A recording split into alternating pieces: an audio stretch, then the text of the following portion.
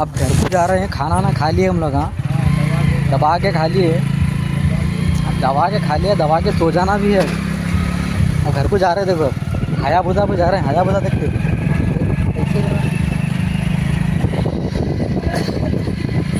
आने के टाइम मैं बताया था ना एंट्रेंस में, देखो ये जाने के टाइम एंट्रेंस है। देखो ये देखिए, अब ये जा रहे हैं हम लोग। ये रास्ता है जाने का, यहाँ से शायद है, यहाँ से जा रहे हैं।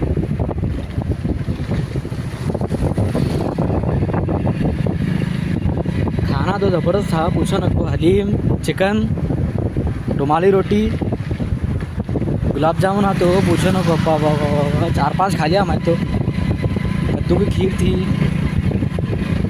मटन बिरयानी थी। वाह, खाली हलीम को देखते ही जबड़े मार ले रहे थे खाली।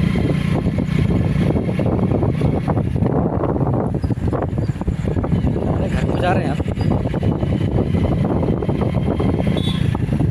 तुम लोग भी सो जाओ।